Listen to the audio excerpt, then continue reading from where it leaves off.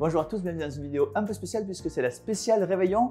On va vous présenter tout un tas de jeux que vous allez pouvoir sortir pour votre réveillon entre amis. Notez que si vous restez bien sage pendant toute la vidéo, vous allez avoir un petit concours à la fin pour gagner un jeu. Je vous en parle pas tout de suite. Je vais plutôt commencer par vous dire que ce qui est important pour les jeux de réveillon, c'est pas forcément le jeu auquel vous allez jouer. Si vous jouez avec des non-joueurs, c'est pas grave. D'abord, les non-joueurs, ça n'existe pas. Tout le monde aime jouer, pas forcément la même chose. Ce qui est important dans un jeu, c'est pas forcément le jeu, c'est la table, c'est-à-dire les gens avec qui vous jouez. Donc voilà, si vous jouez avec des gens qui ne sont pas du tout habitués à jouer, n'hésitez pas à sortir des jeux avec extrêmement peu de règles, même si vous êtes fan des jeux experts.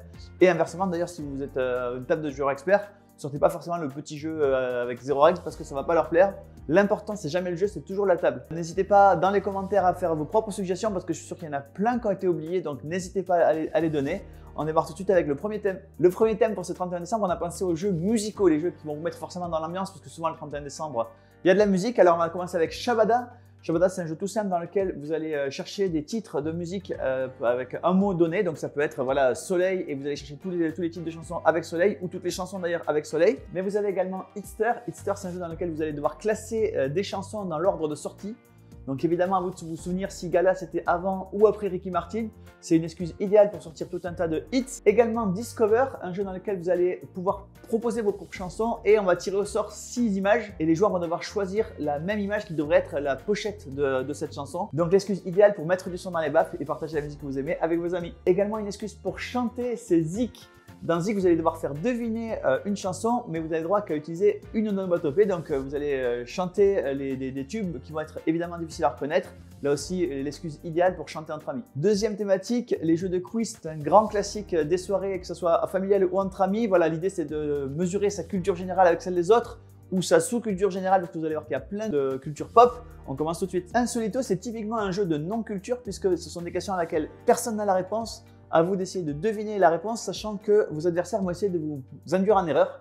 Donc vraiment le jeu par équipe où la mauvaise foi est la plus importante, c'est Insolito. Smart 10, c'est un jeu extrêmement transportable, un quiz où il y a plusieurs bonnes réponses et parfois plusieurs mauvaises sur les mêmes fiches. On tire des gens à chaque fois qu'on fait des réponses. À chaque jeton retiré, c'est un point, mais évidemment, dès qu'on se trompe, c'est perdu. L'Hippogramme, c'est un jeu par équipe avec une application, donc soit sur votre téléphone, soit sur votre téléviseur. Vous allez devoir faire courir un hippopotame dans votre sens. Évidemment, quand les adversaires prennent la main, il part dans l'autre sens. Donc, à vous de donner un maximum de bonnes réponses dans le temps imparti.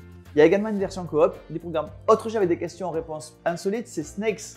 Le principe de Snakes, c'est que vous avez une question à laquelle personne ne connaît la réponse et les serpents voient la réponse. Donc ils vont essayer d'aiguiller les autres joueurs sur la mauvaise réponse, mais évidemment personne ne sait qui sont les serpents. Donc à la fois un jeu de culture, de connaissances et de bluff, c'est Snakes. C'est presque pas un jeu, c'est plutôt une façon de passer le temps, c'est Mes amis sont.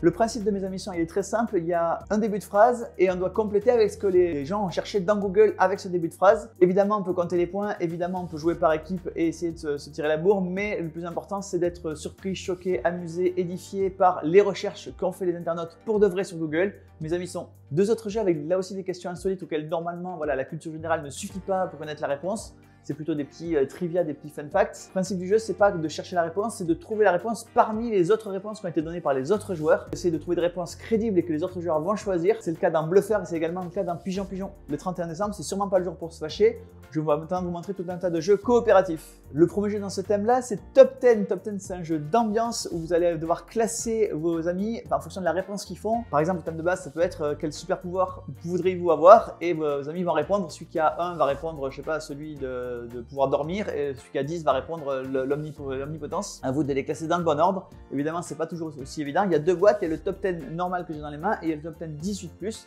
À réserver plutôt aux adultes. Autre jeu coopératif, idéal quand vous sortez de table, j'ai dans la main sa première extension, ou plutôt ses 3 premières extensions puisqu'il y a 3 modules dans cette boîte. C'est Cosmopolite. Cosmopolite, c'est ce jeu où vous allez devoir servir des clients et évidemment ces clients, ils vont passer des commandes dans des langues fortement improbables.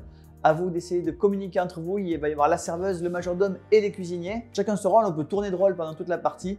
Et évidemment passer la soirée à jouer à Cosmopolite et à son extension. Jeu idéal pour faire du bruit entre amis, c'est Soundbox.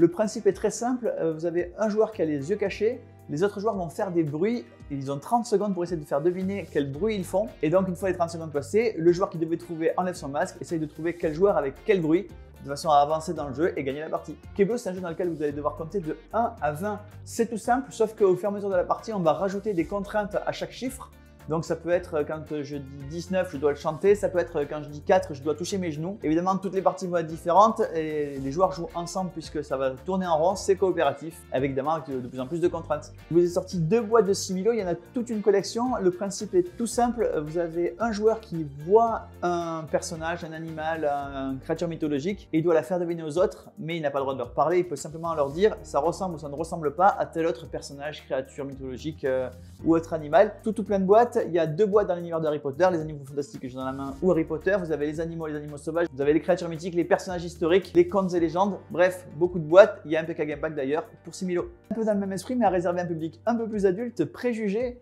Là aussi, il y a un coupable qui est connu d'un joueur qui va essayer de le faire deviner. Mais cette fois-ci, il va devoir répondre oui ou non à des questions qui n'ont rien à voir avec la personne. On va jouer avec les préjugés. Est-ce que la petite mamie, elle a l'habitude de partir au sport d'hiver? Est-ce qu'un tel ou un tel a eu des bons résultats à l'école? Il faut juger juste sur l'image de la personne. Vous allez voir que vous avez des préjugés. Évidemment, c'est un peu désagréable, ça gratouille, mais en même temps, ça fait rigoler. Un jeu presque coopératif puisque cette fois-ci, c'est du tous contre un. Vous allez tous partir à un endroit qui va vous être donné par une carte, mais un joueur n'a pas le même endroit que les autres. Et évidemment, il ne sait pas qu'il est différent des autres. Donc voilà, à vous de dire ce que vous y amenez, ce qui va vous aider dans cet endroit, sans trop vous révéler pour ne pas être repéré si vous êtes celui qui est différent. Et en même temps, essayez de vous faire reconnaître entre vous. C'est un jeu dans la collection de Blanc Manger Coco qui est complètement différent des autres jeux Blanc Manger Coco, c'est Mister Coco. Peut-être que vous êtes très nombreux pour ce 31 décembre et que vous avez besoin de jouer à un jeu qui peut se jouer jusqu'à 50.